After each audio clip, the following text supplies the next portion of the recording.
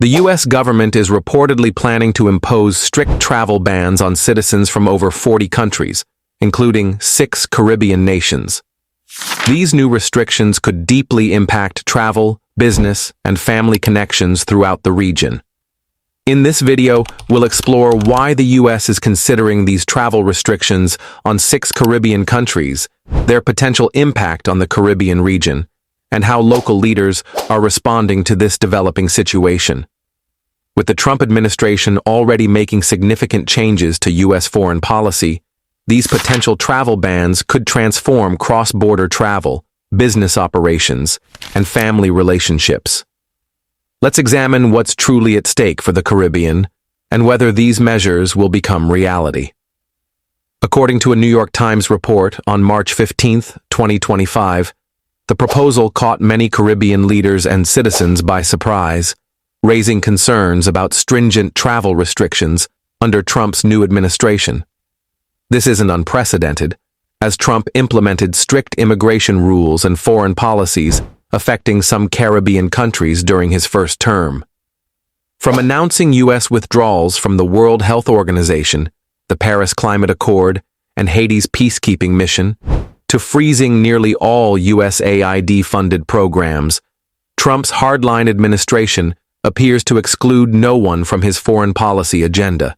Even long-standing U.S. allies are uncertain about future relations as President Trump brings trade conflicts to their doorsteps, potentially causing severe economic impacts. The New York Times report indicates the U.S. might impose visa restrictions on 6 Caribbean nations: St. Lucia, Antigua and Barbuda, Dominica, St. Vincent and the Grenadines, and Grenada, Kitts and Nevis, Haiti, and Cuba, citing what officials describe as inadequate visa vetting and screening. Among 43 countries listed, Trump's administration would implement a 3-tiered restriction system: red, orange, and yellow, based on perceived threat levels. This categorization considers concerns about passport security practices, traveler information sharing, and the ease of selling citizenship to individuals from U.S.-banned countries or those deemed national security threats. Citizens from countries on the red list would be banned from U.S. travel, while those on the orange list would face visa restrictions. Countries on the yellow list would receive notice and have their U.S. access restored if they addressed specific security concerns within 60 days. Failure to address these issues would result in escalation to more restrictive categories. Under the proposal, Caribbean countries on the yellow list include Antigua and Barbuda, Dominica, St. Lucia, St. Vincent and the Grenadines, and Trinidad and Tobago, St. Kitts and Nevis, and St. Lucia. Their governments would need to address specific U.S. security concerns to restore access after a 60-day review period. While details about the reported visa restrictions remain limited, certain policies like the Golden Visa programs could make some Caribbean countries potential targets for U.S. travel restrictions. The U.S. is concerned that programs allowing foreign nationals to purchase second citizenships, known as golden passports, could be exploited to circumvent travel bans. These passports enable individuals from restricted countries to apply for U.S. visas, potentially undermining security measures. U.S. officials have expressed worry that such programs might be used to bypass existing travel restrictions by allowing citizens from countries on the U.S. travel ban list to easily obtain a second citizenship, using these passports to apply for travel visas that would permit them to enter the U.S. without restrictions. Reports indicate that these controversial programs allow foreign nationals to purchase a second citizenship or golden passport for as little as $100,000, providing them visa-free access to more than 100 countries worldwide. While initially seen as economic boosters by attracting foreign investments, these citizenship by investment programs have increasingly raised concerns among U.S. and European Union officials regarding the lack of transparency in information sharing. Unlike the 4 Eastern Caribbean nations, Haiti appears on the orange list. This means Haitian nationals would face somewhat less severe restrictions than those on the red list who would encounter an outright travel ban to the U.S. Haitians wishing to travel to the U.S. would need to request a ban waiver before being permitted entry. Meanwhile, Venezuela and Cuba are placed on the red list. This means citizens from these countries would be completely prohibited from traveling to the U.S. Given the historically tense relations between Washington and Havana, the decision to ban Venezuelans from entering the U.S. isn't unexpected.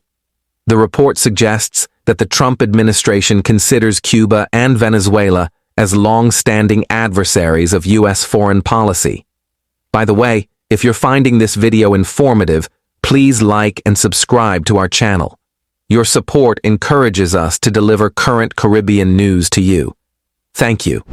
According to reports, the list is still being finalized.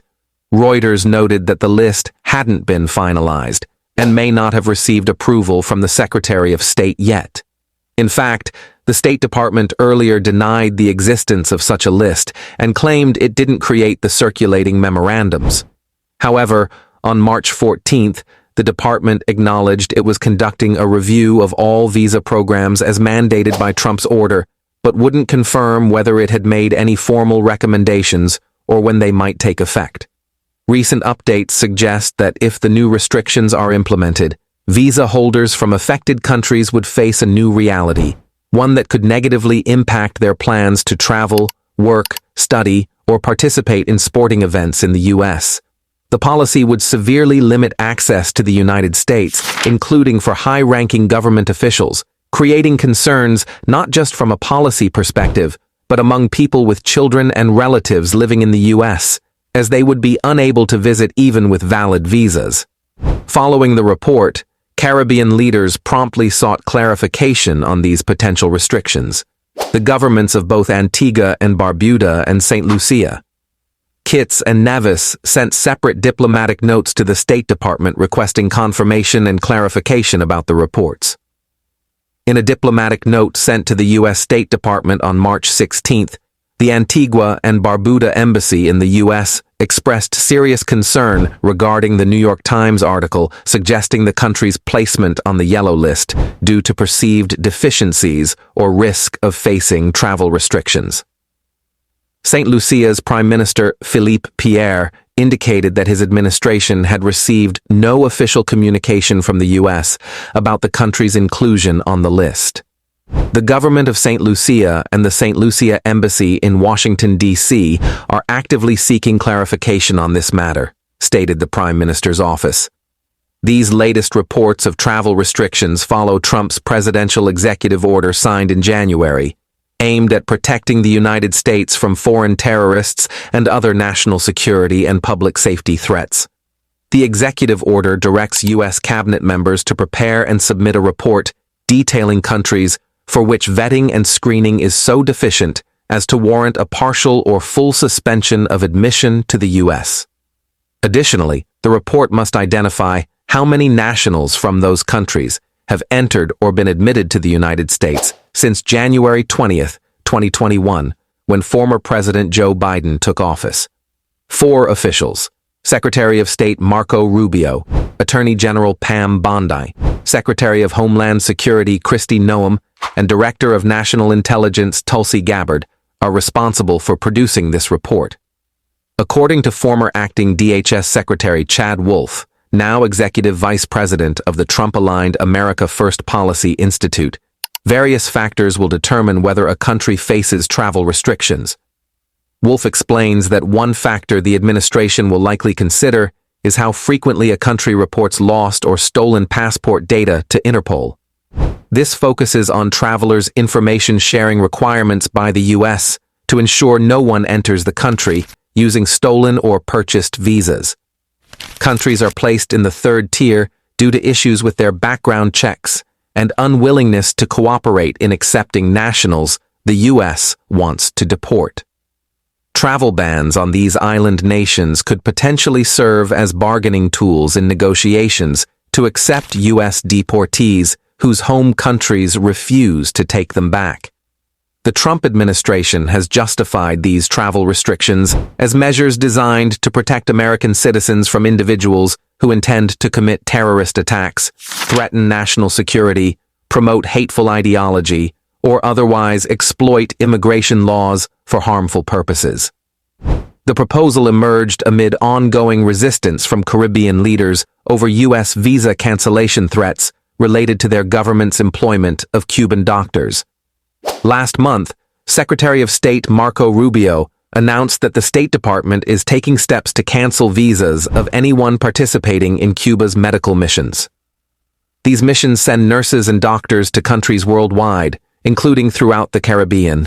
Even some government officials now risk having their visas canceled over their use of Cuban medical professionals, whom the U.S. has long claimed are subjected to forced labor to fund the Cuban regime. The recently reported restrictions would represent a significant expansion of travel bans imposed during President Donald Trump's first term. President Joe Biden revoked those bans in 2021, but with Trump back in office, his administration argues that reinstating and expanding this policy is necessary. While the final decision ultimately lies with the White House, sources within the State Department indicate that the lists could still be developed along the lines previously reported.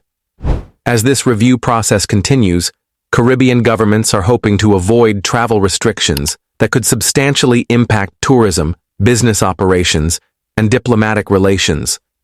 Yet despite the challenges these potential travel restrictions present, the Caribbean's resilience and unity continue to be its greatest strength. Through determination and diplomatic efforts, the region can navigate through these uncertain times and maintain its progress. Now, we'd like to hear from you. How might these travel restrictions impact the Caribbean's economy and diplomatic relationships? And what approaches do you think Caribbean leaders might take to protect their citizens' interests? Please share your thoughts in the comments section below. We're eager to hear your perspective on this issue. If you found this video informative, you might also be interested in our video examining how Trump's USAID freeze is affecting the Caribbean region. To stay current on all the latest Caribbean news, be sure to like, share, and subscribe to our channel.